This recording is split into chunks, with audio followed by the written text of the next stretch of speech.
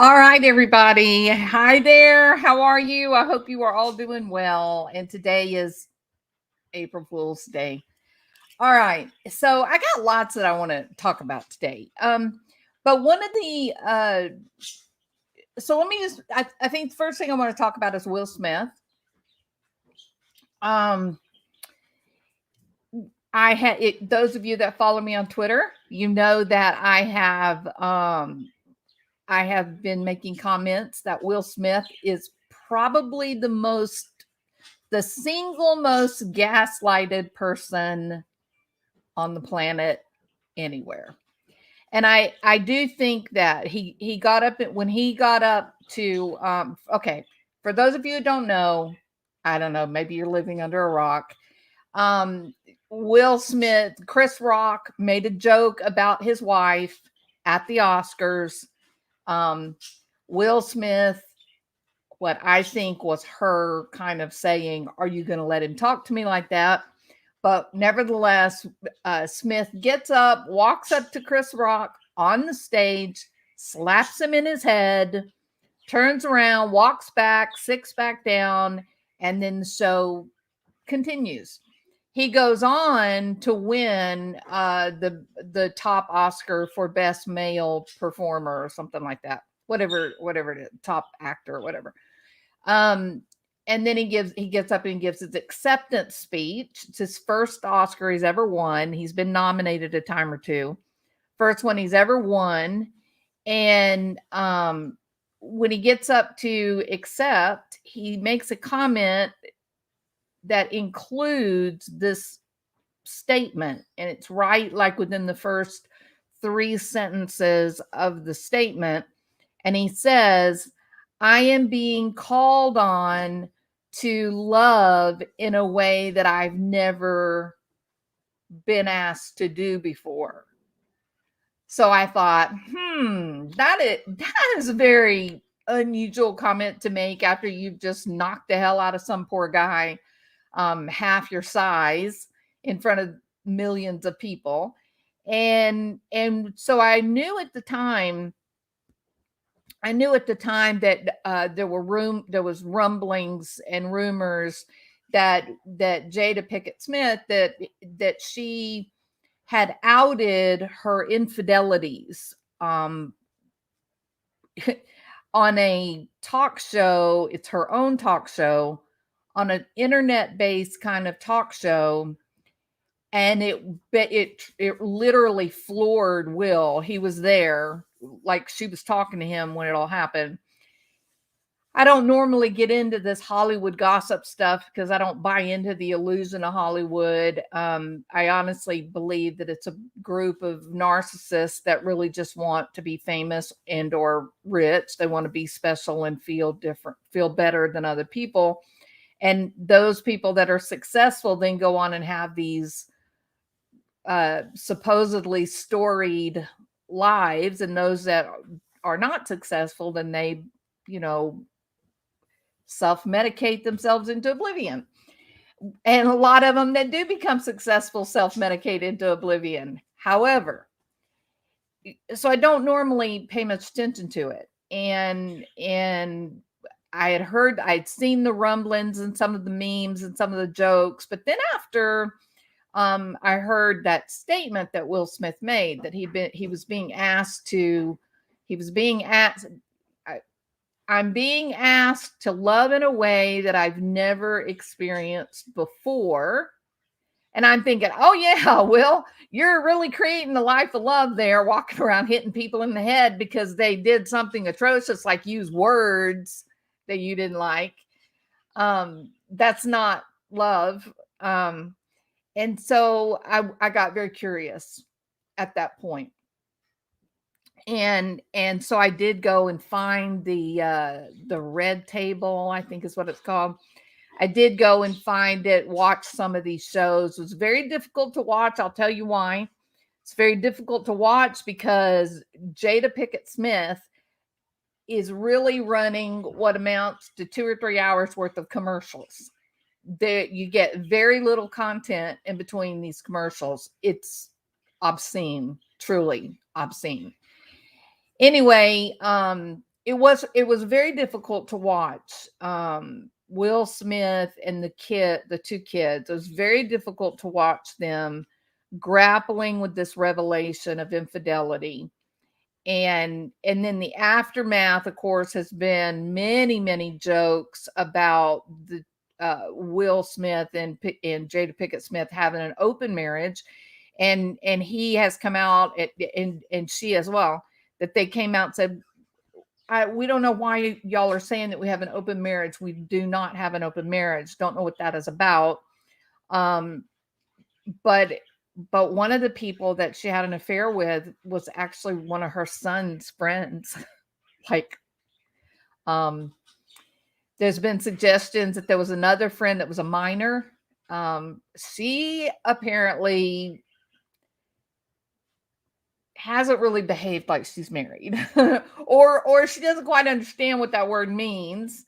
And I think that what it looks like to me, when you go back and read some of Will Smith's Instagram stuff and his Twitter,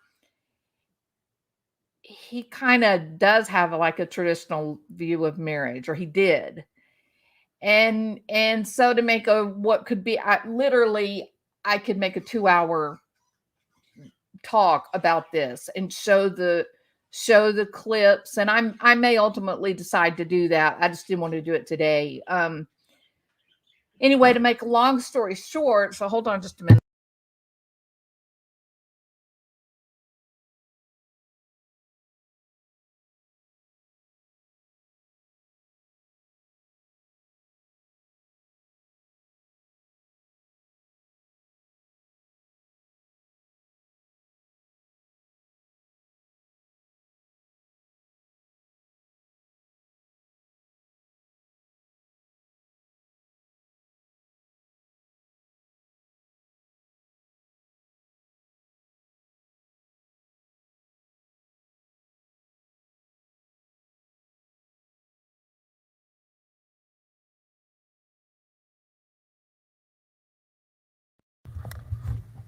This woman is a work of art. Don't mean in a good way. All right, so let me share.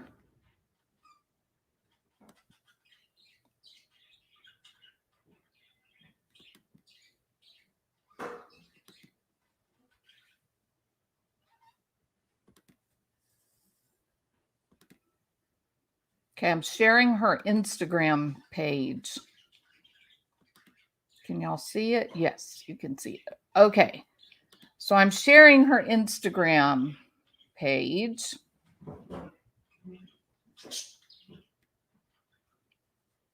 And I don't want to be here. Let's do it that way is good. Okay. All right. So here's her Instagram page.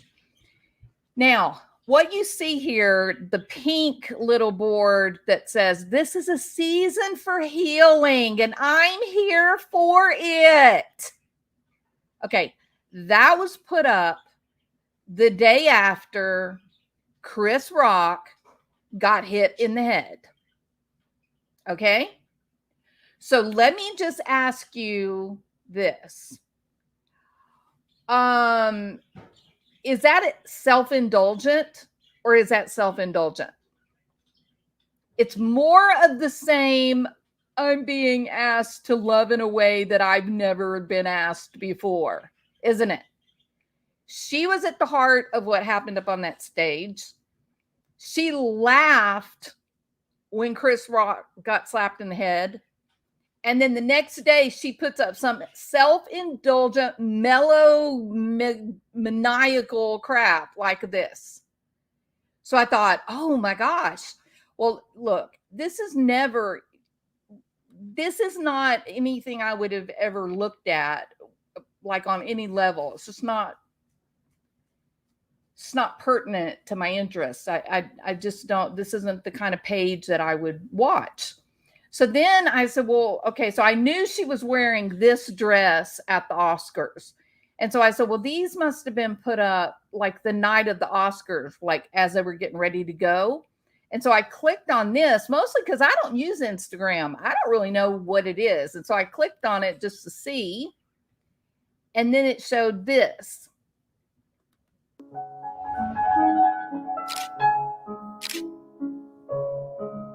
Again, how self-indulgent is that? And her quote on it is keep your eye on the prize. And yet the focus of that whole clip is that $50 million diamond on her hand, right? It says keep your eye on the prize. So this was posted before that night. I'm sorry, she looks a little bit like who was the bad guy that was running the show in Star Wars? Anyway, she looks like a Disney villain. That's what she looks like. That's what she reminds me of. Okay, so I'm watching this and I'm just learning about her because I don't really know too much about her. And then I get down to this. First of all, if you do a quick scan, just a quick scan down her Instagram, what do you see? You just see all about Jada. Jada wearing a blue dress, Jada wearing a mauve dress, Jada wearing a white dress, Jada wearing a black dress, Jada wearing a green dress, a yellow dress, a tan dress, a red sweater. All right. All right. Doesn't she have other people in her family? Like, does she ever put up pictures of her husband or her kids? All right. Now then, this is the one that I said, oh, Will, save yourself. Run for your life, Will. Okay, here we go. Let me stop this. Y'all shouldn't be able to hear that, but okay. So here's what she wrote. Okay, and this was like, let me see, this was posted like just like a few days, 3 days before the Oscars, I think. It was about 3 days before the Oscars. Here's what she wrote. When we stop making it someone else's job to make us feel worthy, when we stop punishing, shaming, and blaming them for not loving us in ways we don't love ourselves, loved ones can support the love we have within. They cannot be a substitute of the love we do not have for ourselves. Without self-love and respect, we cannot recognize any form of love when it does show up. Stop feeling like it's your job to convince someone to love you. That is not true. Your trauma is lying to you. The moment that we are willing to take responsibility for the condition of our lives, hearts, and spirits is the moment we take our power back to create a life and a spirit of love we had put in the hands of someone else to create for us. And I'm thinking, what? Where are you going with this? Little Miss Gangbanger, I'm so tough, me and Biggie and Tupac. Okay, so here we go. When we recognize the power of our choice and start uninviting all the unhealthy choices and people we invited into our lives, we're beginning the practice of self-love. When we look within and ask ourselves why we made the unhealthy choices that exasperated our, and I think she meant to say exacerbated, but she said exasperated our past hurts and validated the lie that I'm not good enough. We're in the teeth of practicing self-love and uncovering the little gremlins that keep our lives chaotic and full of pain. I think we know who the little gremlin is, Jada. People can do things to us for sure, but are you willing to use your power of choice to change your circumstance? Are you willing to heal? Please say yes. You deserve it. You are loved and you are loved. And I thought, Jada, who the hell are you talking to? Is this about you? Or is this directed towards your poor husband and kids that have been drugged through it, in a very public way? Remember, I'm looking at this I'm looking at this with hindsight, right? Because the slap has already happened. The public display of a meltdown, a temper tantrum, that's already happened. There's no reason I ever would have known any of this without everything that happened at the Oscars. And so when that happened, I thought to myself, what's going on with Will? I think Jim Carrey's got it right. I think Will's got something going on internally. Chris Rock was the safe guy to direct it toward. But I don't think Chris Rock is the one that earned it. You know what I mean? I think that slap was meant for someone else, if you know what I mean. So going back and looking at what they posted in the days coming up to the Oscars and the day of the Oscars, I think you get a real picture, especially what he said during his acceptance speech. I'm being called to love in a way that I've never thought of or done before, right? And he's crying. The man is sobbing. He's weeping, okay? He's freaked out. So when he goes up and he hits Chris Rock, someone was recording from behind up onto the stage, and they were able to get Jada Pinkett Smith's reaction when Will Smith hit Chris, and she laughed. She laughed really hard, and she grinned at Will. I mean, you could tell, oh, she was so proud of him. She was loving. Now, this is this is the lady who goes on and on about creating love, live in love, a planet of love. I mean, it's some crazy stuff. And if you go over and you listen to the whole Red Table foolishness, you'll see why I'm a little uninspired here. Okay. So she's laughing. And when Chris Rock, which I think was his finest hour. Okay. I think that this was the moment that his career exploded, and he doesn't even know it yet. I think he's going to be the man of the hour for the next 5 years. He did put his hand into a fist, like he was going to come back at Will Smith.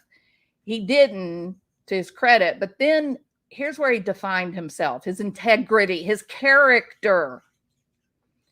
He recovered for a second, and then he said, "Well, that was the best night in the history of television," which was, could you come up with a more perfect line?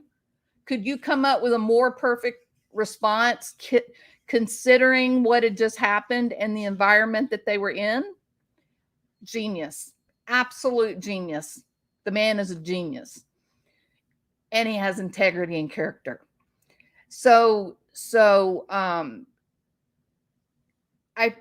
What was very interesting to me, not so much that she laughed when Will Smith hit Chris Rock, but when he said that was the best night in the history of television,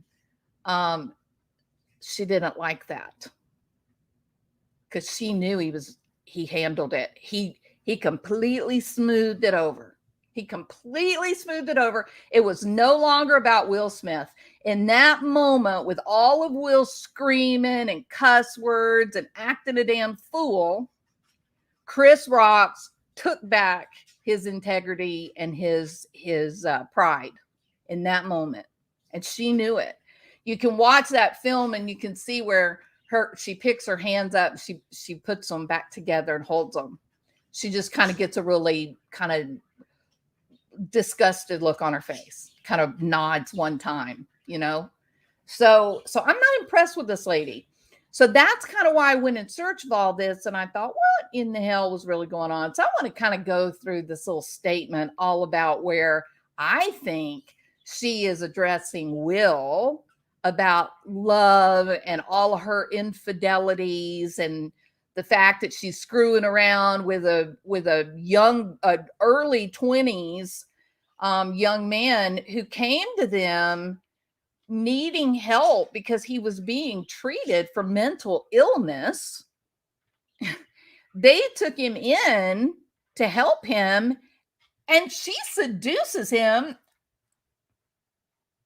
It's obscene, truly obscene. This woman who was always saying, oh, we got to create an environment of love. We got to love each other. Okay. It's bad. It's bad. So if we think about the fact that Will has been betrayed, he's been betrayed, and he's trying to figure out what the hell Jada's talking about. What is she talking about? What am I doing wrong? You can almost hear him screaming that at the podium, accepting his Oscar, right? What am I doing wrong? He doesn't get the rule. He doesn't understand her rules. He doesn't understand the hogwash that she's putting out there because it's hogwash. That's why he doesn't understand it. What is that word? There is a vocabulary word that is for this exact type of hogwash. It's called gaslighting, right?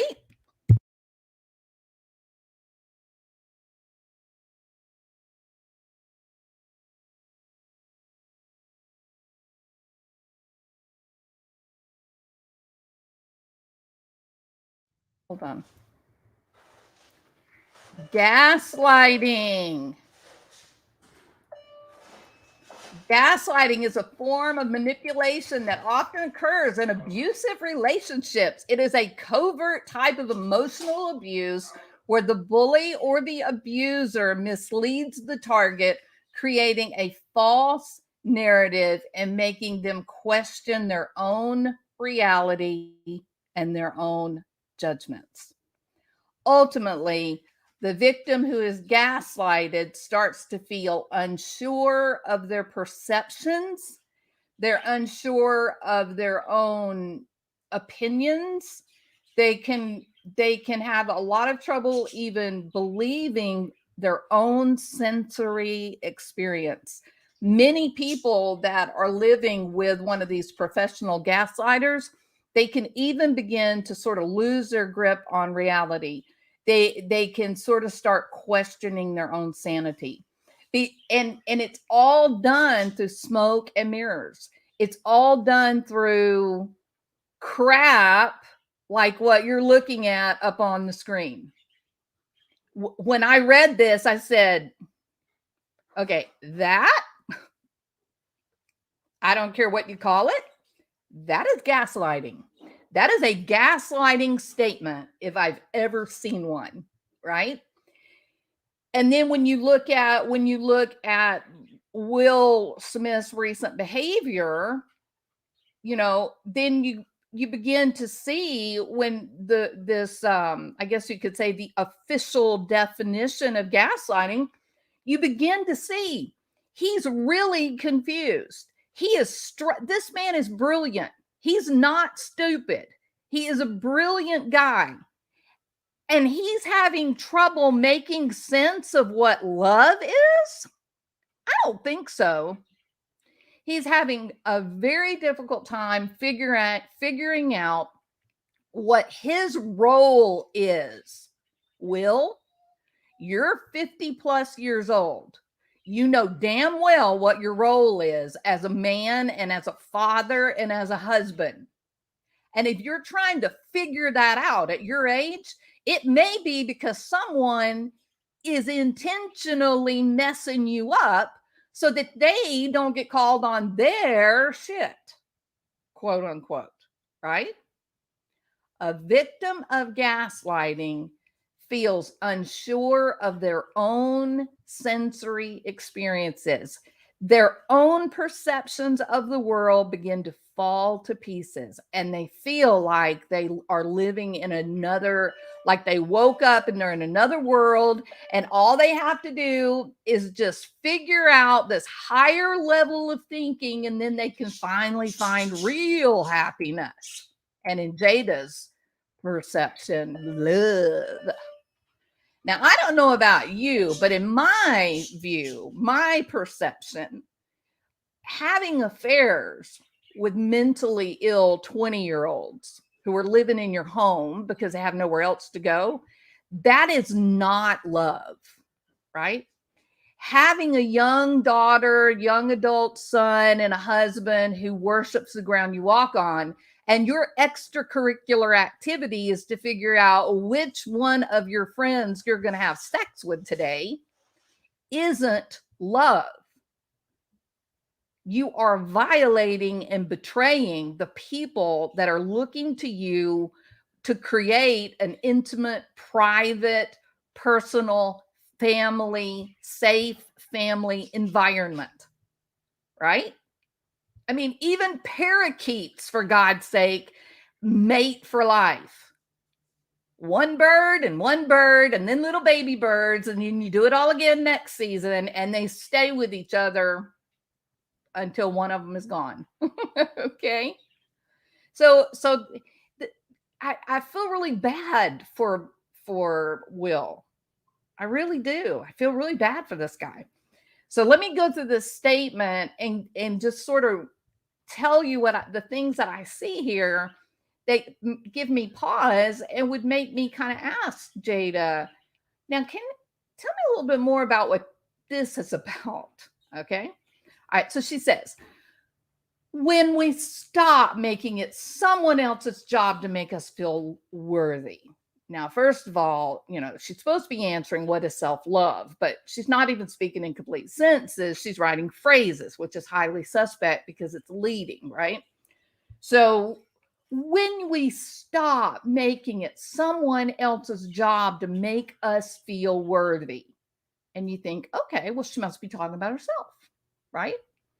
And then when we stop punishing, shaming, and blaming them for not loving us in ways that we don't love ourselves. Now, I had trouble with this sentence. I'm okay with the way we don't love ourselves, because then she's definitely talking about herself, right? But who is the person that she's addressing that is punishing, shaming, and blaming her for not loving him in a way that she doesn't love herself? I think she's talking to Will.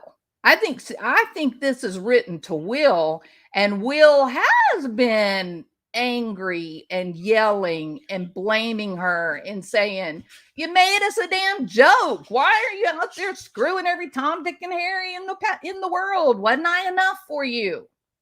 So I think we get a little bit of glimpse of what's happening behind the scene, and she doesn't like that he's calling her on her behavior.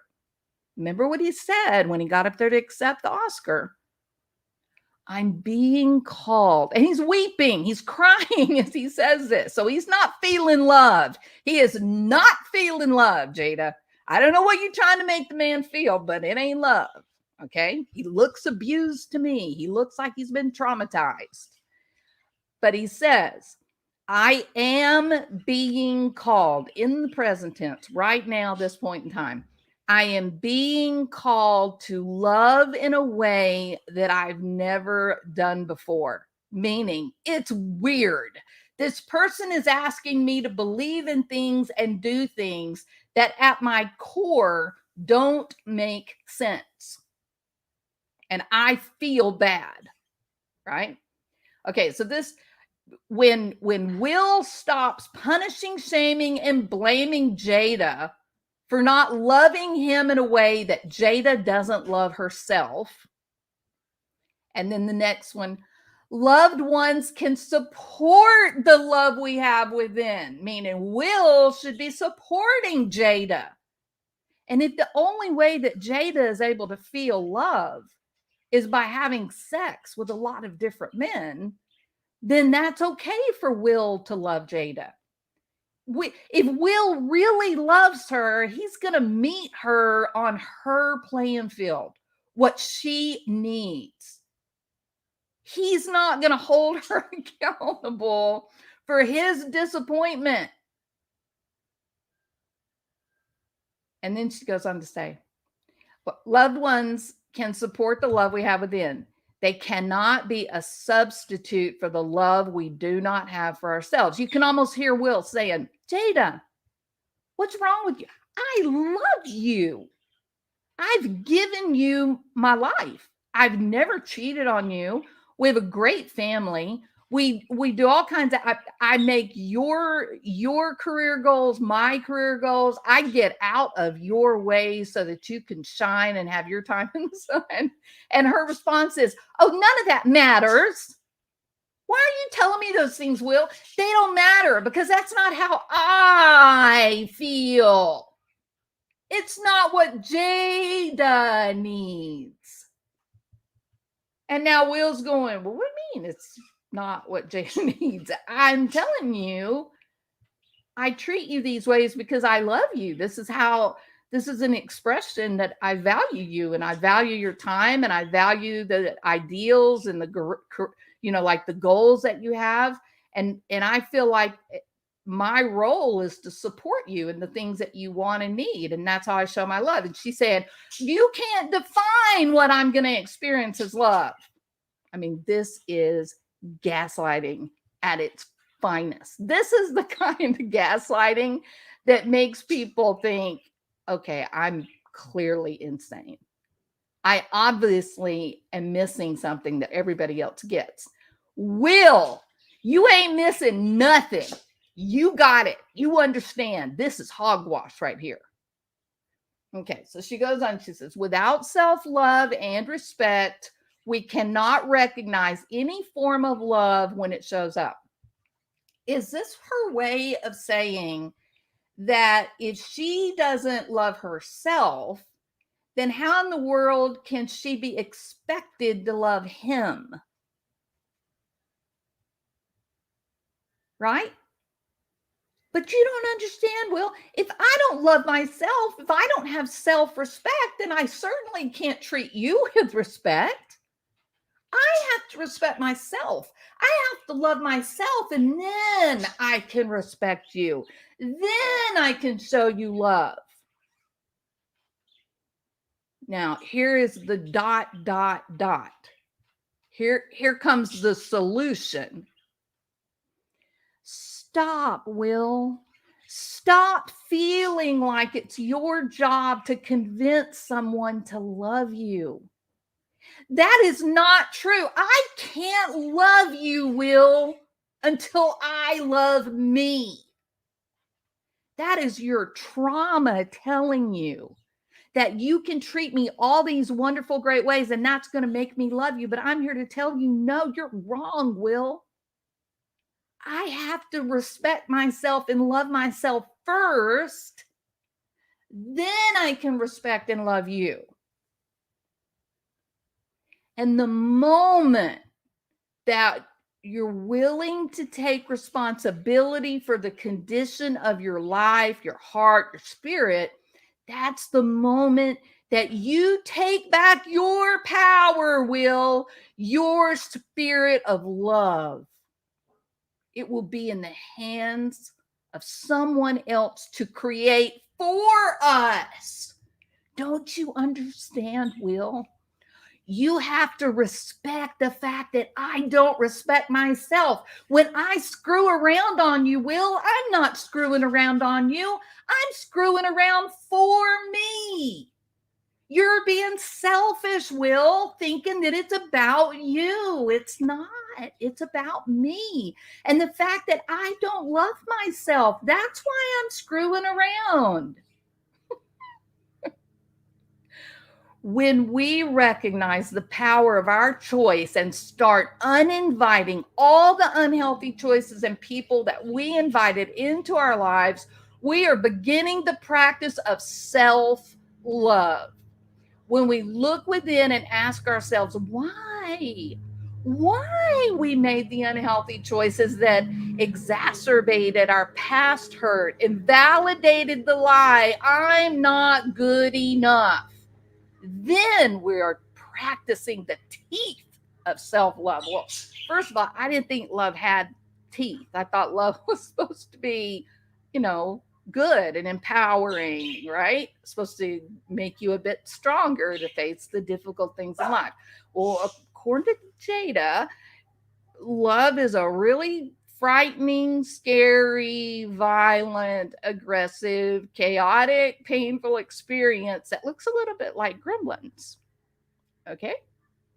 So so she is in the process of getting him to this point mentally. She's manipulating his thoughts, getting him to this point of, well, when you ask me, am I not good enough, Jada? What the hell's wrong with you? Why are you screwing her, Tom, Dick, and Harry? I'm here. I'm giving you everything. Find one man beside Tupac that could give you everything that I gave you. I've given you everything. The one thing I cannot do, Jada, is be Tupac. So what's the problem, girl? I'm not good enough? And that's when she says to him, hold on. That is unfair for you to say that. You don't have any right to say that to me, to say that you're not good enough.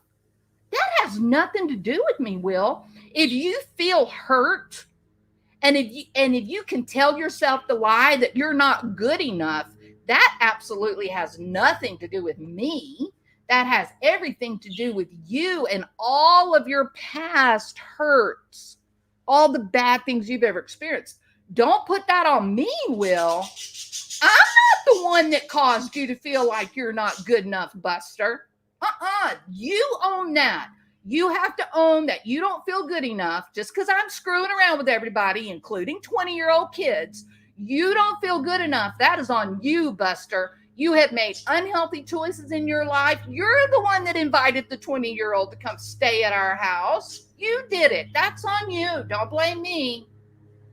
If you really want love, Will, if you really, really want to experience love, then you've got to look internally and you've got to take responsibility for all the unhealthy choices and people and things that you have done. Just because you don't feel like you're good enough, don't you put that on me. That is not mine. You need to do some exploring, Buster. Those are your little gremlins. I got my own gremlins. You got your gremlins you got to take care of. Me screwing around, that shouldn't have anything to do whether you are feeling bad or hurt or angry. Me having sex with other people, that belongs to me, and your emotions belong to you. Okay? People can do things to us for sure, but are you willing to use your power of choice to change your circumstances, Will? Are you willing to accept, Will, that just because I got to screw around and have sex everywhere, that you can still make the choice to love me just like I am, in all of my weaknesses and mistakes, that you will choose to love me, and not in an angry, vindictive manner, but in an open, accepting manner, that you accept that for me to feel love, I need to have all those men in my life doing those things to me. If you really want to love me, if you really want to love yourself, Will, then you've got to get to a place of real self-love. Tell me something, Will. Are you willing to heal? Will, are you willing to heal and take responsibility for your own emotions and not dump that on me? I got my hands full trying to keep up with my social calendar. Please, Will, please say yes. You deserve it, Will. You deserve love, Will. You are love, and you are loved. Okay. I know. It was a little over the top. Little on the dramatic side, but you get my point, right? I mean, no, look, if somebody was talking to you like that, if somebody was dragging you, yeah, run for your life, Will. Please. Your adoring public are trying to tell you something, Will. Run away fast. Save yourself. Go to the Ukraine. It's safer in the Ukraine, Will. Okay. So, yeah, okay. Really, Rabbit. This this is the this is the kind of crap that causes people to go into psychiatrist's office and say, I think I'm crazy. I think I'm crazy. Like, I know that I saw my husband in bed with another woman. Like, I know I did. And now he's telling me that that was all in my mind and that never happened. And I don't know how that's possible. I really think I'm crazy, Dr. Psychiatrist. Give me some pills, something. And the psychiatrist looks at the crazy woman and says, ma'am, your husband really was in bed with another woman. Right? I mean, this is the stuff that it is a brainwashing session. That is a great way to put it. Yeah. This is gaslighting.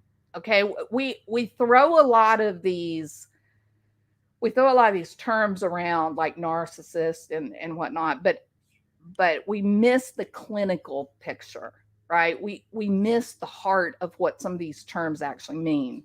Okay, this is the heart of gaslighting, right? This is the heart of yeah. And don't forget the young man, Kathy, the young man that was a family friend. He came to them for help. He didn't have anywhere to go, and he was dealing with real mental illness, not stress and anxiety, but he needed treatment. So she's got somebody in her house who is very ill, and the doctor's trying to get the medication worked out and whatnot, and she starts up an affair with him. It is terrible. As terrible as it can get, really. I mean, I'm being overly dramatic, and that's for the purposes of understanding how this actually is gaslighting. But if you're at the receiving end of this kind of stuff, right? So this whole deal about all of the infidelities and whatnot, that all of that comes out, right? And the media and the public, they begin kind of making the Smith family the butt of all jokes, right? They have just been dragged through the mud on this thing with her infidelities. And the fact, I wouldn't even be so quick to say that it's strictly the infidelity.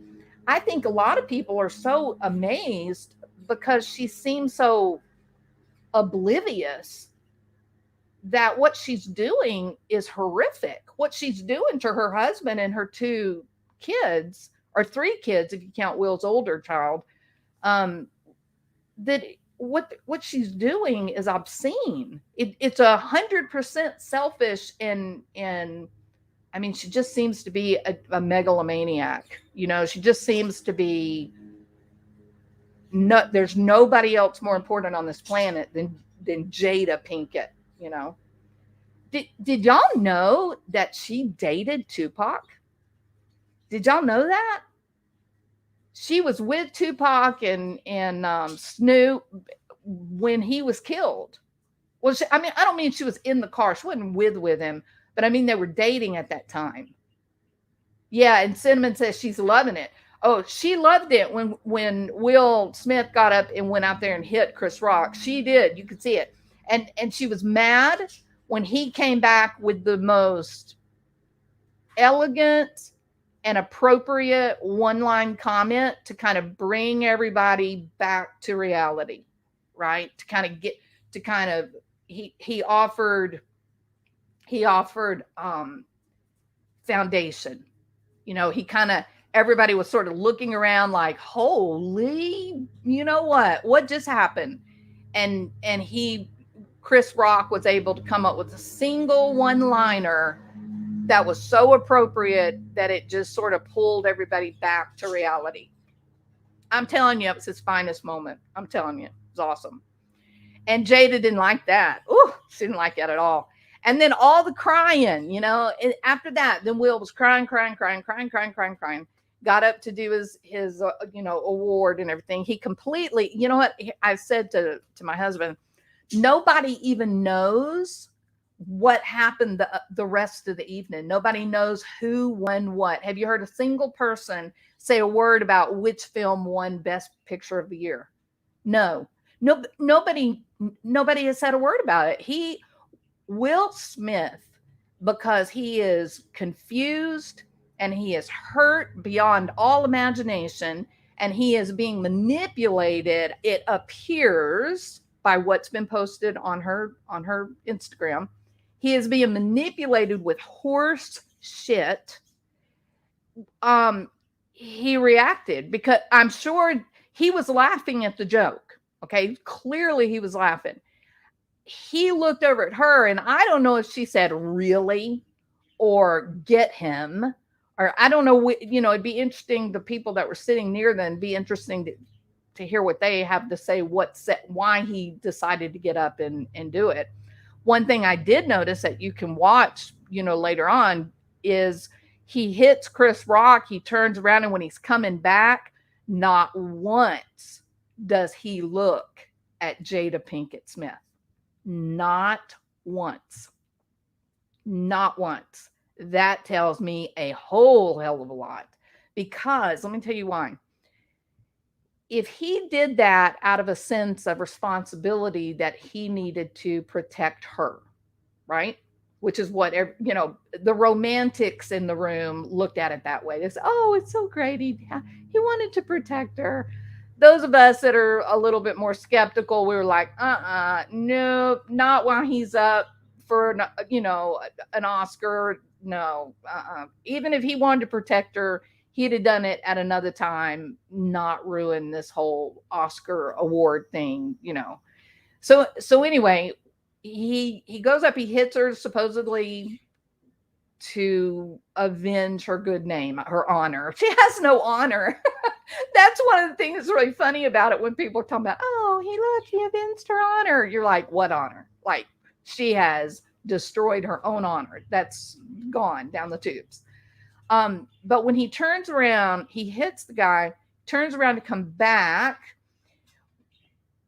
If what was in his mind when he was marching up there so determined was to take care of his wife, right? To take care of her and do what needed to be done in defense of his wife, then wouldn't he, after he hit Rock, wouldn't he have turned around and looked for her to see if she was still there, to see the look on her face, to sort of have a check-in with her to make sure things are okay? I mean, couples communicate non-verbally in a really, really powerful way, right? So there's no doubt in my mind, none, that if what was in his mind was to avenge her or to maybe help her deal with her embarrassment or her shame, you know, that kind of thing, then after he hit Chris Rock, it would have been absolutely in his mind with no thought at all. When he turned around and was walking back towards his seat, he would have looked at his wife, whether it was to wink at her or to smile at her or point at her, or just to make sure that she looked at him and that, you know, she kind of sent that message, everything's okay, honey, everything's fine. And he didn't. Go look at the video. He intentionally looks right past her. He keeps his eyes completely averted from her. Why? And then Scottie Nona, he sits down and he's still not done. He's still, whatever is going on with this guy, and I agree with Jim Carrey. Will's got some stuff happening inside of him that he's got to work out. And I would be willing to bet that me and old Jim Carrey are probably thinking the same thing, which is, Are you sure, Will, the people in your life are good for you? Are you sure that there's not someone that is toxic in your life that's got your thoughts messed up? Right? So then he sits down and then it continues, you know, he couldn't stop. He couldn't stop, which can you imagine whatever it is that's got him torn up inside? It had to have been bigger than his first Oscar win after having been nominated so many times before and not ever winning an Oscar. And now here he was at his finest moment, right? That was the culmination of a career to receive an Oscar. So it's crazy that the psychic drive, the internal struggle was so powerful that it was actually capable of overriding a career of work.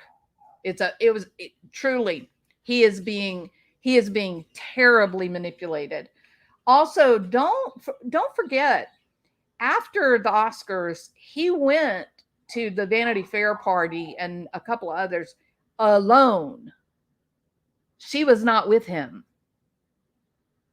Now, I think she showed up at one of the parties, but don't you think after something like that, don't you think there might have been a change in plans? So something really not okay happening. And I'm going to tell you, he and Denzel Washington, when I look back over like the last 20, 30 years or whatever, some of the best movies have had one or both of those guys in it, right? Especially Denzel, he's probably one of my favorite actor. Well, I don't know.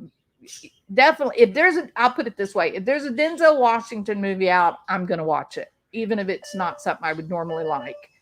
Morgan Freeman would be the same.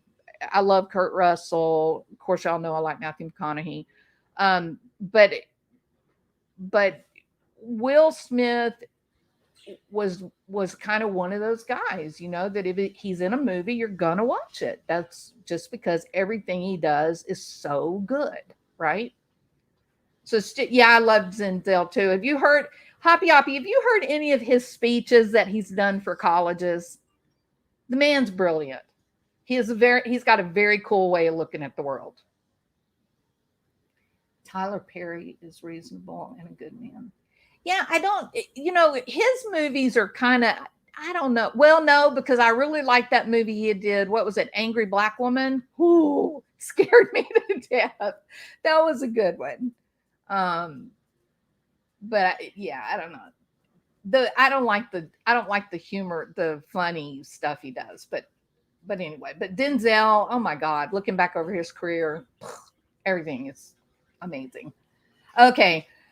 So enough of this person and poor old Will Smith. I think, Chris Rock is topped the food chain for a while, and I think he was awesome and made some amazing choices in the moment. I think that Will Smith can recover, but only if he gets away from this lady who is dragging him down with her nonsense. It's just nonsense. For all of the attempts to show her strength and depth, she reveals all the more how paper thin her feelings are. Oh my goodness, that very well said, Rabbit. Absolutely true. She does so all. If you listen to, if I get speechless, it's because I'm just amazed at how absurd something is. When you go and listen to her silly podcast, The Red Table, it is self-indulgent crap. It's word salad, big, huge, flowery words of love that have absolutely no substance. There's no substance. There's no reality in terms of the developmental demands of the human being. There's not a comment or a word said about any specific environment in which these things may be occurring. It's just all look at me, see me, love me. I'm so smart. Worship me, follow me, believe me. You know what I mean? It is the new age stuff. Yeah, that's right. With no the substance is here. Here's where the substance is.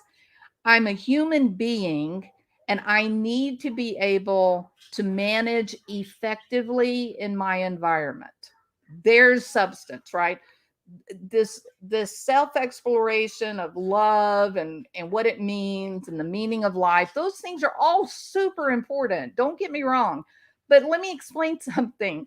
The people that get to indulge in that type of debate and philosophy are people that have millions of dollars in the bank, or their house is completely paid off. They're in a place where they're protected and they're safe, even if they never get up and do a single day of work, right? And so it's all about the whole Maslow, the hierarchy and all of needs and all.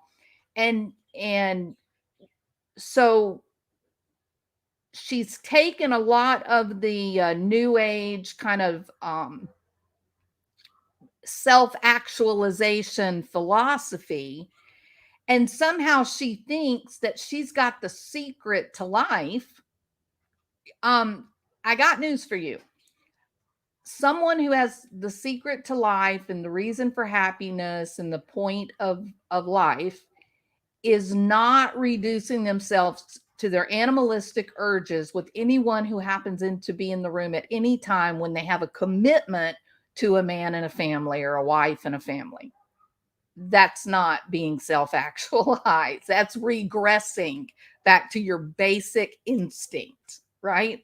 Self-actualization is that you are moving ahead of those basic instincts and survival needs, and you're embracing what it means to be one little piece of a bigger community and a bigger globe and a bigger universe. And your limited time here on earth, what contribution do you make for all of mankind to benefit from? That's where you get into all this self-actualized stuff. But here's the secret. You got to have a little bit of money in the bank to make sure that there's going to be food on your table before you can ask yourself, what is my role in the greater universe? Do y'all agree? If you are hungry, if you don't have food to give to your children, do you really think that you're going to give much thought about like it making sure that you leave the world a better place than you found it? No. There are survival needs. Like, are you hungry? Are you cold? Do you need a coat? Do you need an adequate coat? Do you have a home to live in, or are you living in a bus stop? So there's a lot of this new world stuff going on. Okay. There's a lot of that happening because we're a relatively affluent, in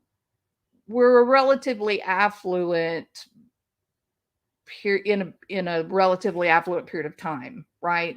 We do have poverty, but the greatest majority of the strata in our population are living at least above the poverty line, right? Most of us are comfortable on some level. Some of us are very rich in our big mansions and swimming pools, but most of us are living a pretty comfortable, pretty cushy life, but we're working for it. We got to have a job, got to do those things. When you start taking those philosophies and you use them to your own benefit to cover up your bad behavior, you are not being self-actualized. You are eating your own, right?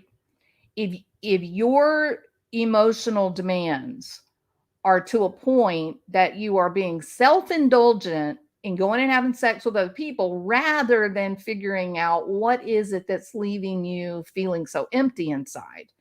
If you're willing to indulge in these basic instincts that hurt and harm the members of your family, then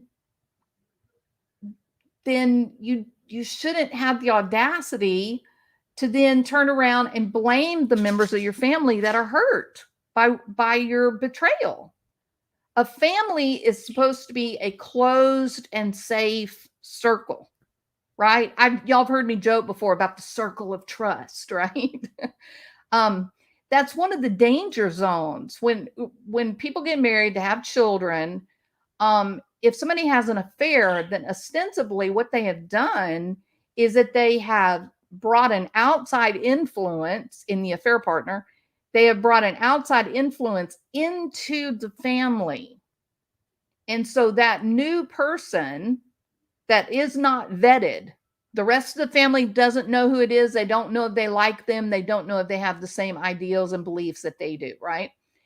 The person that cheats, they have broken this trust, the safety of the family. They break it. They take an outside person, and now that person is able to influence the inner workings of the family. Just look at Barry Morphew and Suzanne Morphew, for example. Once the influence begins, then very bad things start happening. I've said before, if one of the people in the relationship has started screwing around, sleeping with other people, you are now in danger.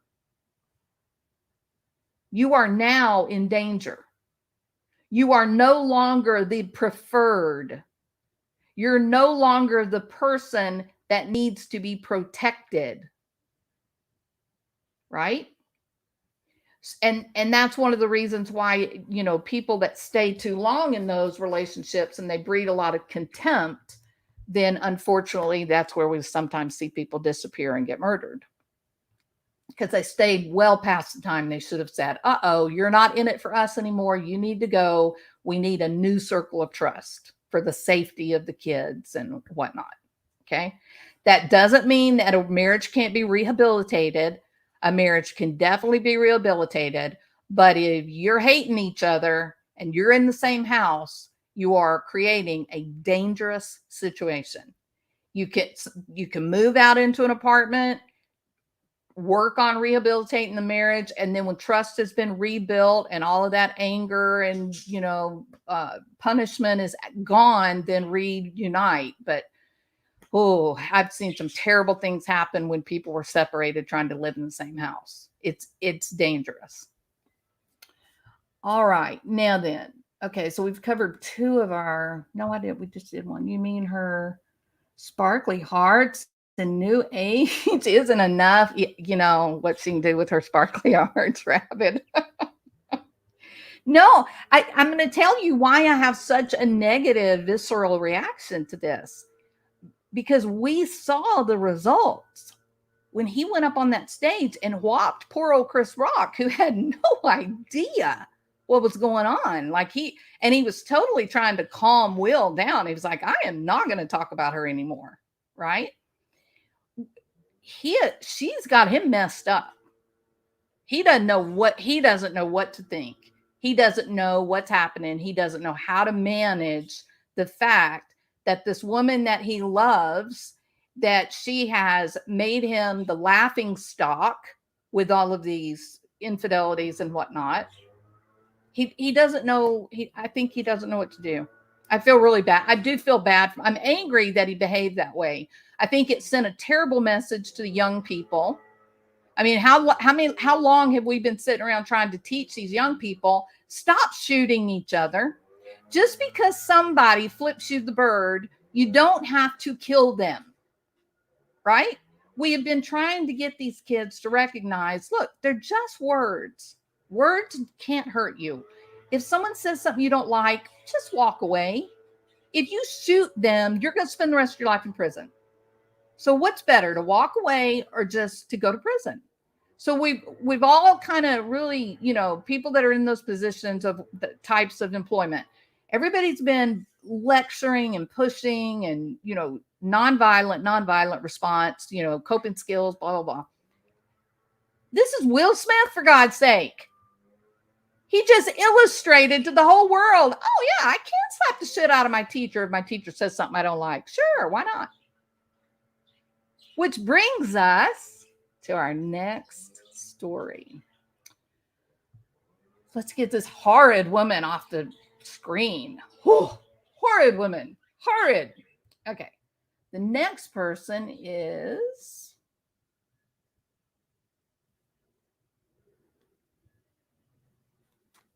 I'm looking at my notes.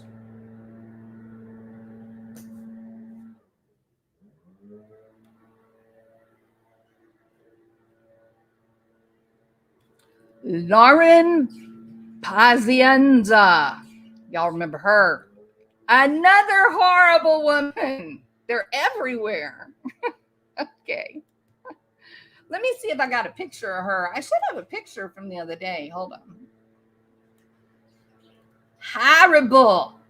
Horrible women.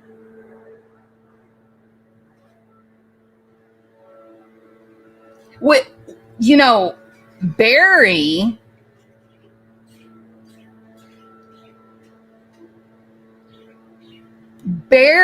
Morphew is going to be so damn glad to see this show. He's going to be like, damn, I thought she hated men. Thank God she found some women to hate on. Okay. All right. Now then. Oh, he was hypnotized. Will was hypnotized? I don't think he was hypnotized. Oh, he looked at her sparkly heart. Y'all are too funny. All right, so here we go. Yeah, the cussing was so far over the top. Absolutely. Yeah. Okay. Kelly Williams. Guess what? It is April Fool's Day. That is not me. Do y'all believe that?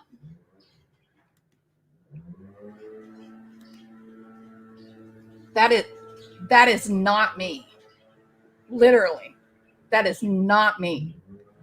I am not wearing a bit of makeup. Not a bit.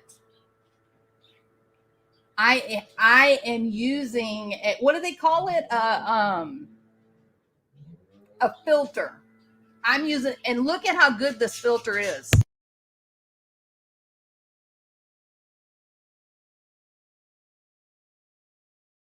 Is that the weirdest thing you've ever seen?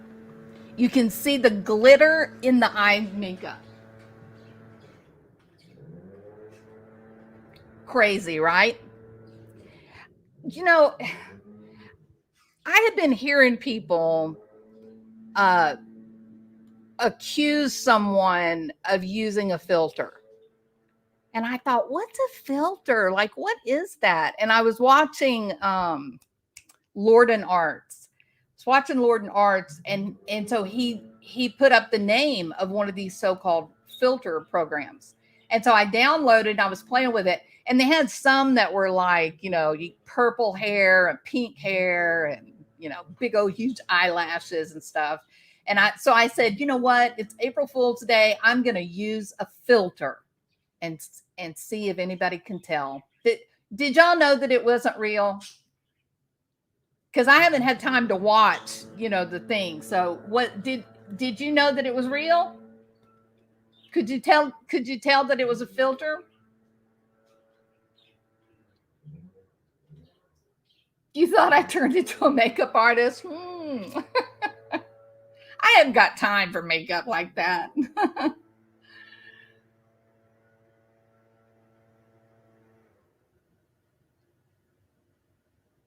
You had a zipper disaster.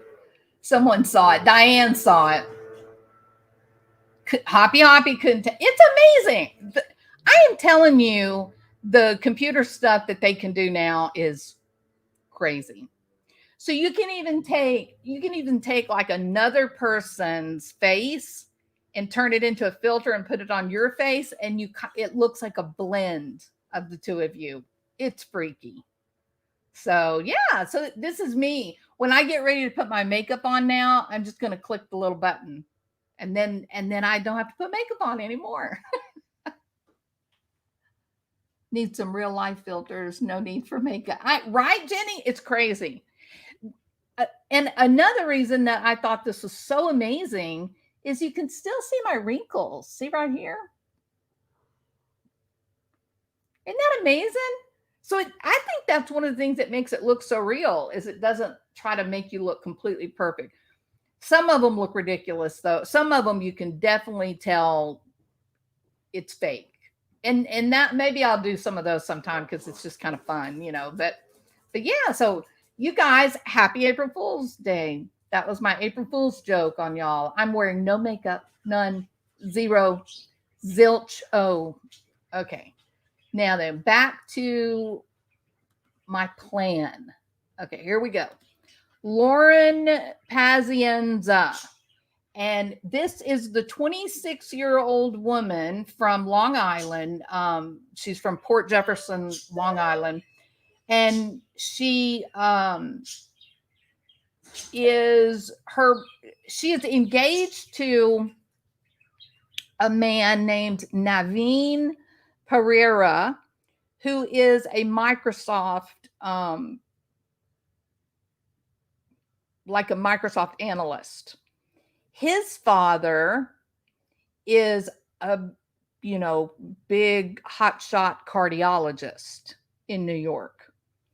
So these are two young people who were very comfortable growing up. I did come across some information that puts Lauren, not her dad, but Lauren's net worth at $1 to $2 million. I mean, that's kind of crazy. She's an event planner. Okay, so to be the Princess of Pooh, the Duchess of Do, the socialite of cesspools is very lucrative. So, dishing the shit is a really lucrative business. Okay, she's worth $1 to $2 million. Now then, she is 26 years old. And her father, Daniel, runs a business in Holtzville that is the #1 cesspool company in Suffolk County for service and price. And they have been there for 30 years, 3 generations, something like that. Police arrested this young woman because she is suspected of shoving and killing Barbara Gustern. Barbara is an 87-year-old Broadway singing coach. She was the personal singing coach of Blondie, in addition to coaching some opera singers and some well-known people. Okay. Barbara Gustern lived on Manhattan, while Naveen and Lauren have an apartment in Queens.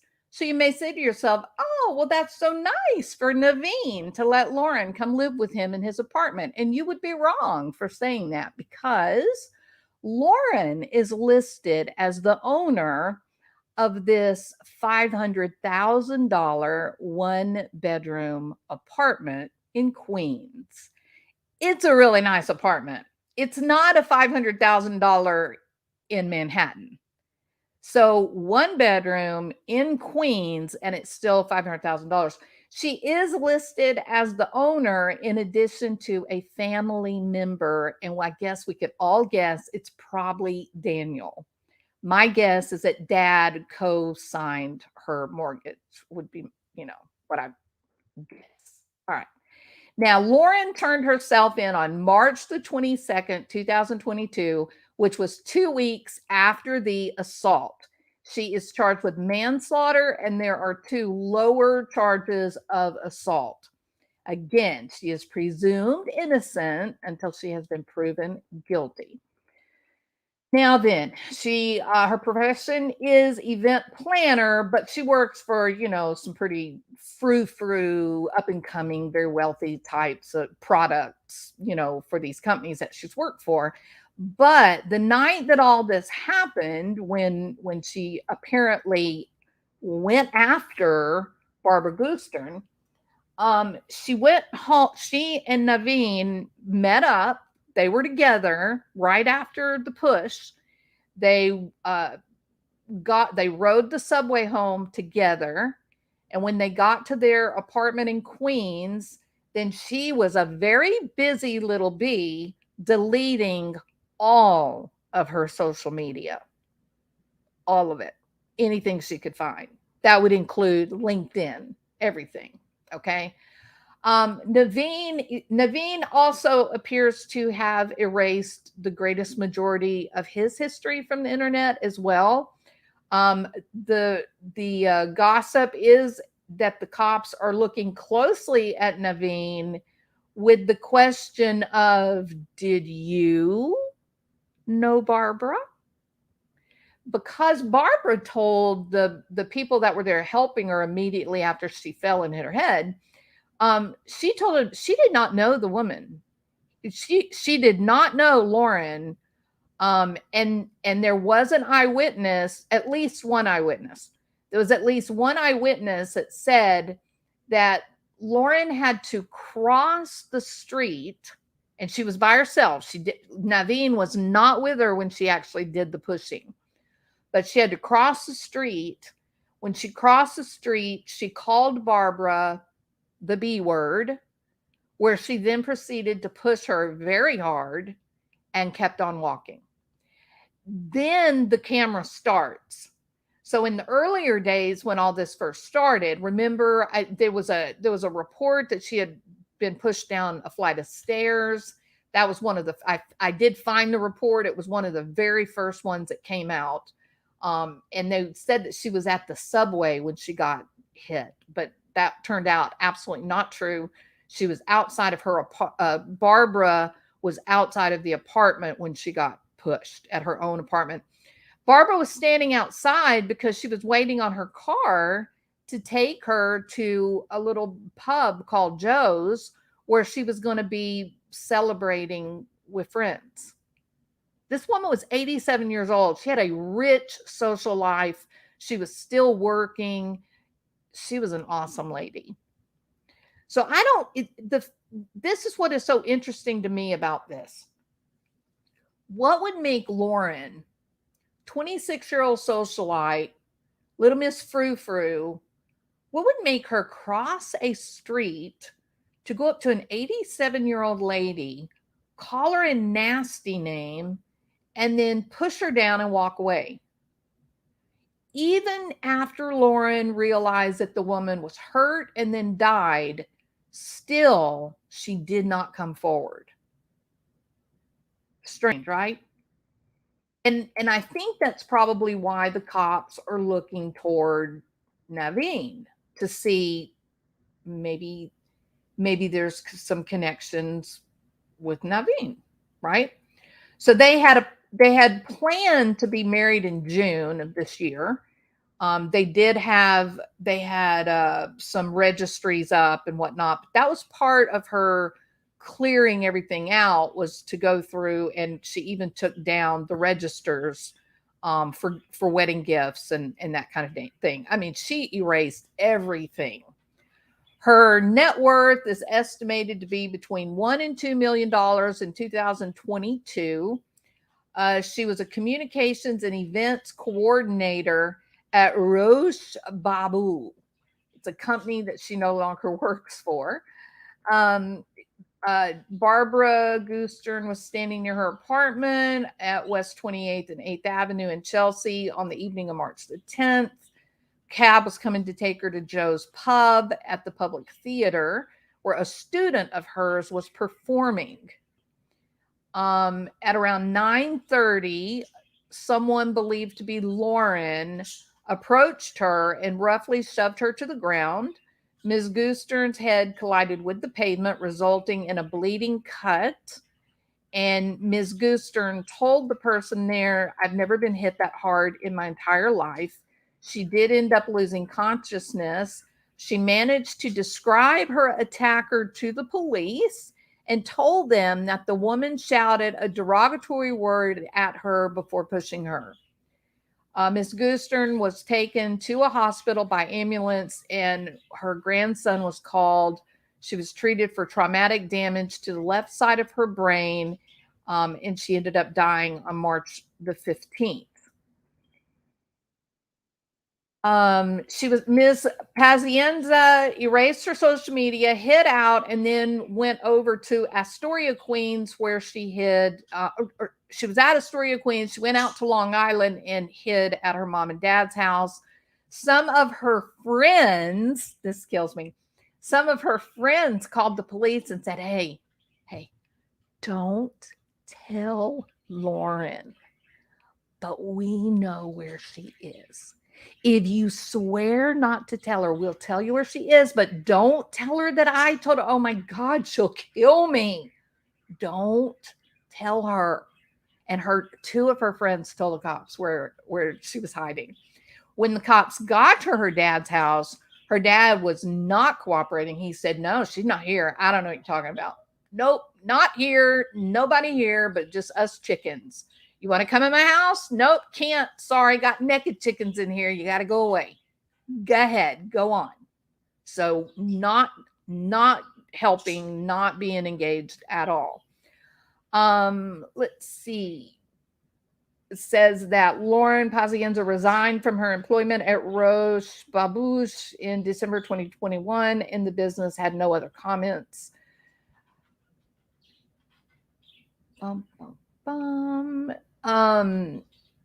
Reporters bombarded Lauren with questions when she presented for arrest, saying, "Why did you do it? Why did you attack her?" Lauren Pazienza kept her head down, hiding behind a veil of red hair. She's later seen in a mugshot after being arrested and believed to have shoved Barbara Gustern to her death. Now then, she's hiding out for 10 days or so, and people are going, "Well, where is she? Is she on the lam? Is she on the run?" No, she was in the middle of securing one of Manhattan's most colorful and prized criminal defense attorneys, and that would be Arthur Idella. Idella is a managing partner of Idella, Bertuna, and Caymans, and he's all over CNN and CNBC, MSNBC, Fox News. He's a talking head. So when those channels need an attorney, a criminal attorney, to give an opinion on something, they call him. He gets up there and talks about it. He talked about a Kyle, I lost his name, Kyle Rittenhouse, and the whole shooting thing. I mean, he talked about the police officer that put his knee on the back of what's his name's neck. He's a well-known celebrity type of attorney. And so that is who her father has hired to represent her. She was given a $500,000 cash bail. It was earlier reported that the dad had one of the criminal defense insurances, and that there was a $1.5 million coverage in that for the defense of a use of a weapon or something like that, and that they could get the $500,000 cash from there. But ultimately, when she made bond, her mother wrote the check, and she made bond on the $500,000. It seems weird to me. I don't know what the truth is here. All I can do is go by what's been reported. But if this young lady is worth $1 to $2 million, then her parents are probably worth 3, 4, 5 times that, maybe more. Why would he need a $1.5 million policy? Unless it was just something old that they had that, he didn't think about having. I don't know. But anyway. Let's see. The mother said that Lauren feels terrible about this, that she has been in tears. She is so moral and right, and she's just a great girl that went to high school and college, and she has a job. It's terrible. But I'm not sure that that's really like feeling sorry about what you did, or if that's more of like being sorry for, getting caught. All right. So that is anything new, I believe. Let me see if I got anything new on.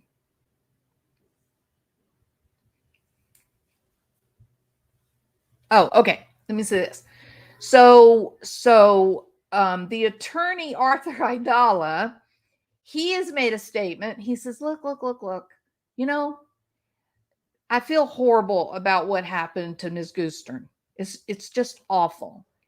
And we don't really know if she was pushed or tripped or stumbled or fainted. But me and Lauren just feel terrible about what happened to her. It's awful that she would just trip like that. And then someone else said, "Oh, I think Lauren saw that she was unsteady on her feet, and so Lauren came running to her defense from across the street. And she said, 'Watch out, there's a ditch,' as she grabbed Miss Gustern to keep her from falling. She said, 'There's a ditch. Don't step in that water in that ditch. You're woozy and you're stumbling about, and I don't want you to fall.'" And so she grabbed for the poor woman because she didn't want her to hurt herself. And she was too late. She had to run from all the way on the other side of the road, and she just didn't get there in time. But God knows she tried. God knows she tried. Okay. All right. That wasn't true. That part about the ditch and running to her aid, that, but Idala does say, when he's talking, he says, "Well, we don't really know if she was pushed or if she may have stumbled or maybe she tripped." He kind of begins to form this narrative about, no. You don't have any reason, you don't have any proof to say that Lauren pushed her. And so that's where the joke comes in about, Lauren came from the other side of the street saying, "Watch out for the ditch," and grabbed for her to get her and just missed her, that will be what the what the defense ends up sounding like, right? No matter how ridiculous and silly you and I know that all that sounds, that'll be what they come up with. And I think that we got a little taste of that from who? Well, Iris. Y'all know who Iris is. Iris is my buddy, right? Iris Eaton. Yeah. Now, Drew has not been in court for quite a while. Neither has Linda Stanley, but Linda got embarrassed and got her a slap on the wrist, and all that. But Drew hadn't really been around much, but Drew's been busy. She's got a big case that she's working on right now and everything. But Iris is Barry's offensive lineman, right? She's down there protecting her man, okay? And she's willing to do anything to protect that quarterback, Barry, okay? So Iris, on Thursday, she actually stood up in court and said to the judge and the witness and the new district attorney, she said, "Now hold on, we need to get the vocabulary in order here, people. Okay, like we all need to be. It doesn't do us any good to talk if we're not all speaking the same language.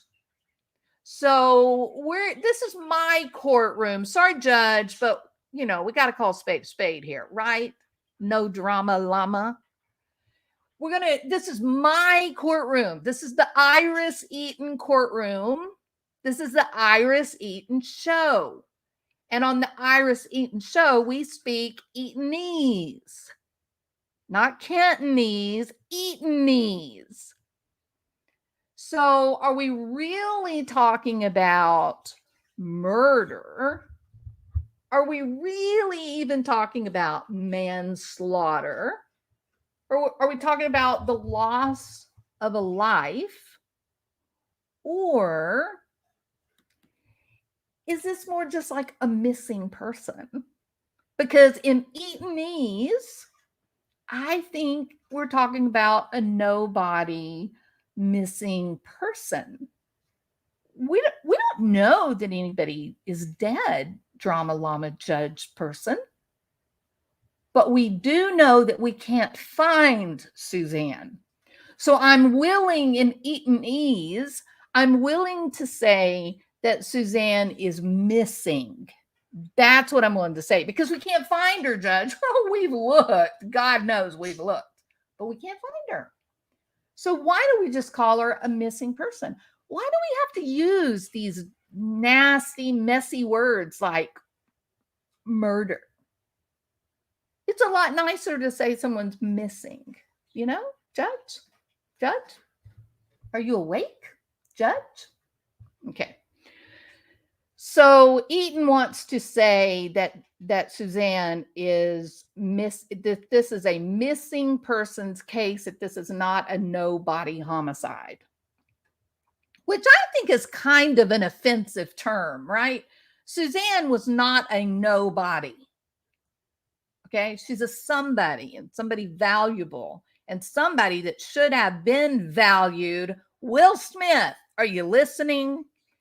I'm kind of thinking you may be unvalued in your current relationship. But I do think, I don't like this term, a nobody homicide. And I almost feel like she said that intentionally. That double entendre is right underneath, the bottom. It might have even been it might have even been sort of thumb in her nose kind of at, we YouTubers. Okay. So anyway, I think that she can't make that argument, and I don't think that argument is going to go anywhere, because Barry and Mallory together put in a lot of work and a lot of time and a lot of ugly documents to basically have Suzanne declared dead. And then they sold all her stuff. So I don't know. Does it seem like Barry thinks that she might be dead? Does Mallory think maybe mom ain't coming back? Why is she going to need a Range Rover? If she's not coming back, we can just sell it, Dad. We need the money, Dad. In fact, the rumor is Mr. Barry Morphew was just about broke when Suzanne went missing. And because he was able to sell the house in Alexandria, sell the house in Maysville, and sell the cars, now he's got some money in the bank. Well, he did. Now Iris has money in the bank. Isn't that right, Iris? In the Iris Eaton show, Iris gets all the money in the bank. So you two girls, you're going to have to go to Iris for an allowance. Okay. All right, peeps, that is about it. What do y'all think? Are we done? Let me put my glasses on.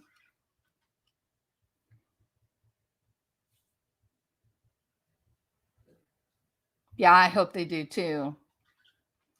All the smirks on their faces make me sick. I don't know how you stand it, Teresa. I did notice, I will say this. So were you there? Were you there Thursday, Teresa? I saw the video where they were walking into the courtroom. Boy, they were yucking it up, right? They were, I think Barry, in my opinion, Barry is a guy who's been able to talk himself out a whole bunch of nasty messes, right? I think I don't think he's very smooth and sophisticated about it all, but I think that when he finds himself backed in a corner, I think he has a talent for maybe making people feel sorry for him. But I do think he has a talent for getting out of trouble, right? That's what's led him to this point in his life. He's not careful. In fact, people that know him well, they just say he's just like a bull in a china closet. He just kind of bounces from one broken object to another. He's not aware of his surrounding. He's not careful what he's doing. But when he breaks something important, when he causes a big mess, then he has a talent for kind of talking his way out of crap, right? I think that Barry is used to that. I think Barry is grown up, starting way back when he was young, and his mom would let him get away with anything. His dad would let him get anything away with anything. Then his sisters took over that job, helping him get away with anything. And I think he genuinely believes that he's going to get away with this. I think when he walked into that courtroom yesterday, I think that he believed that the judge was going to drop those charges. Now, Teresa, you were there. You watched. Okay. Starbucks. I know it's absurd. It is. It's obscene. Truly, I know what you mean. But I watched him walk in. Yeah, like he's a wizard, right? Yeah. I watched him walk in, and they were all grinning, and they all seemed so excited. Now, Macy doesn't. In my opinion, Macy does not look excited. She's gorgeous. She is drop dead gorgeous. And when she smiles, there's a lot of energy in that smile. But look behind the eyes. She's not feeling it. Mallory is, but I don't think Macy is. But anyway, so when they went in, it was just like, I think he looked very confident. He did. He looked like he thought this was it. When they came out, I know that the news report said, oh, they came out smiling, blah, blah, blah, blah, blah. Watch the video really, really close. When they first come out, and in fact, it's before Macy ever starts holding Barry's hand. When they first walk out of the door, Macy puts on this big, brilliant smile, right? And she is beautiful. Puts on this big, brilliant smile. And Barry says something to her, and he looks angry, and she takes his hand. The other, Mallory on the other side, at one point, she's sort of pretending like she's talking or maybe talking under her breath, maybe. But she ends up looking at Macy and saying something. And then Dad turns and looks at him again, at Macy again, and says something. And she says something like, I am. And then she puts another smile on. They're not happy leaving the court. Did you think they were, Teresa? Did you think leaving the court, they looked as confident and happy as they did going in?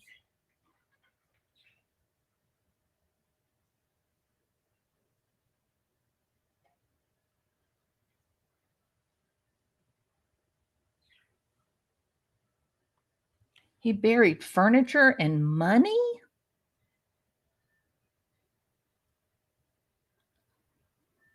Yeah, Macy definitely looks like her.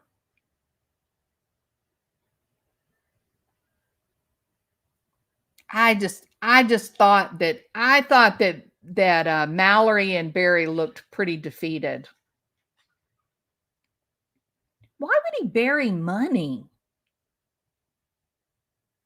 God, he's so weird.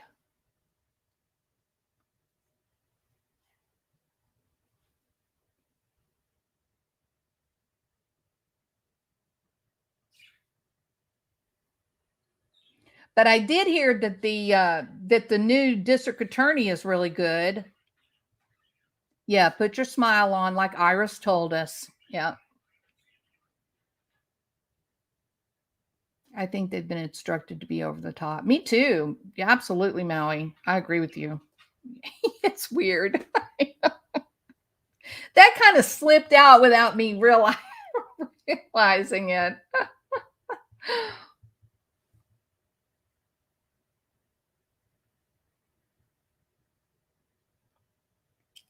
I haven't seen that. And I have read that. I have read that affidavit maybe 7, 8 different times, like all the way through, right? Did he bury furniture and money? I don't remember seeing that. I just listened to True Crime Rocket Science. He just finished up reading the affidavit all the way through. So weird. Very weird. I'll go over and look at her channel Teresa. I mean, I thought that I watched much. I could have missed. So things have been busy here lately. I was confused as to where that came from too. Yeah, I'll see if I can track it down, Allie. If I find it, I'll do a quick live on it. But I guess that means they found it, right? I mean, if they're able to put it in an affidavit, surely they found it. Maybe it was in one of the motions. I haven't read all of the motions, mostly because they make me mad. Police found a knife the day after she went missing. Yeah, what did y'all think about the one steak, one plate, two people at dinner? So such bull. The one I can say this real quick, and then I'll end this live. The one thing that stands out to me that I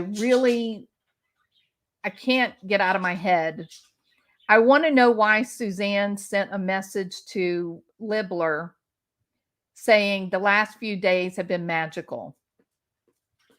What the hell did that mean, Suzanne? The last few days have been magical. Because I know that they've cleared Jeff Libler. I know that.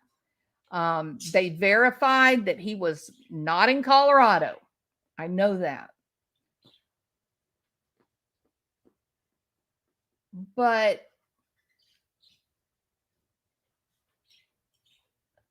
what if he was? I just can't figure. To say the last few days have been magical, I don't know. Macy is scared. Oh, I believe so, Diane. Yeah, I'm 100% with you on that. I'm in the middle of moving. Oh, I hope it's a good move, Allie.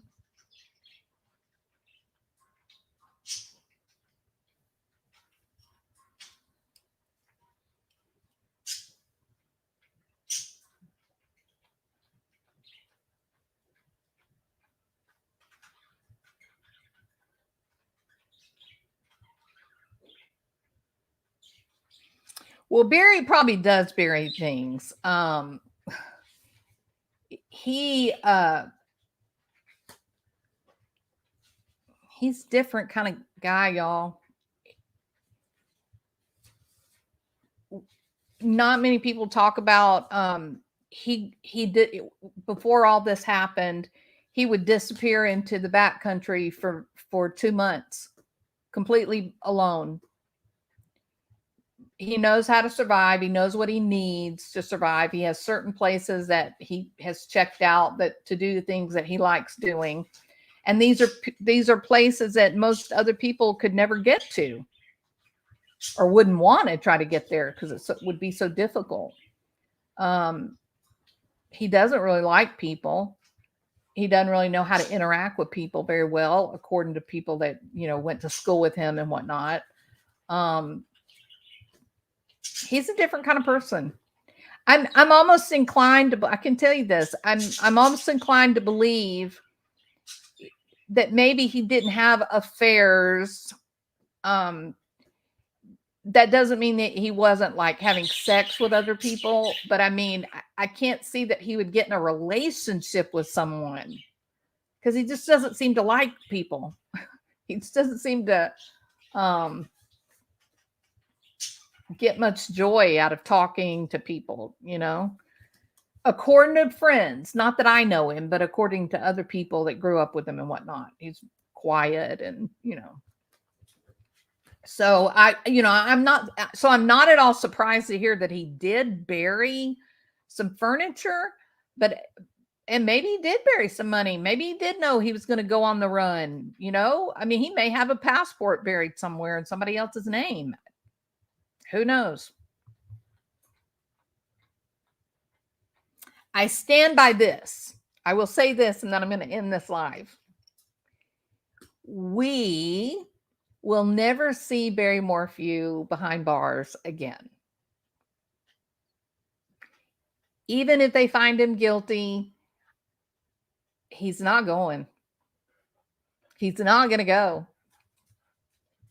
So I think we're going to end up seeing big drama before this is all. If this thing goes to trial, I think there's going to be a big dramatic moment where they go, oh my God, we can't find Barry. And then I'm going to be, and then I'm going to be here going, mm-hmm. I tried to tell y'all. No, I won't say that. Well, maybe I'll say it once.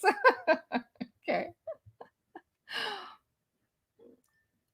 Oh, it was a guess that he buried the 70,000. Oh, I'm with Linda on that. Yeah, absolutely. I'll tell you what I really think, Shalimar. I really think that when they go into the bank account that's got Jeff Libler's name as the emergency contact, I think there's going to be $70,000 in there. I think that was Barry's way of trying to implicate Jeff Libler in the disappearance. That's what I think. But that's my conspiracy mind at work. Okay. I found my trill on Blueberry Hill. A sealed evidence someplace. Oh, I don't think he would do that. I can't see that. Why would he do that? Let me think a minute. I don't think he'd be that kind to want a memento. I don't think he wants a memento. I think he just wants to be left alone. That's what I really think. I really think he wants to be left alone. I think he'd probably never even talk about Suzanne if all this wasn't going on. I think he'd just leave it alone. There are some personality types that would maybe want mementos, like what you're talking about, but I don't think that would be what he's doing. It's not real, Raphael. Isn't that weird? It's so crazy. Now I never have to put makeup on ever again. Oh yeah, the inheritance is obscene. What he did with the inheritance, yeah. Yep. All right, peeps. We're going to call this a day. How's that? It is weird. You can even see you can see like the glitter in the eyeshadow. Isn't that weird? The technology today is crazy. Crazy. All right.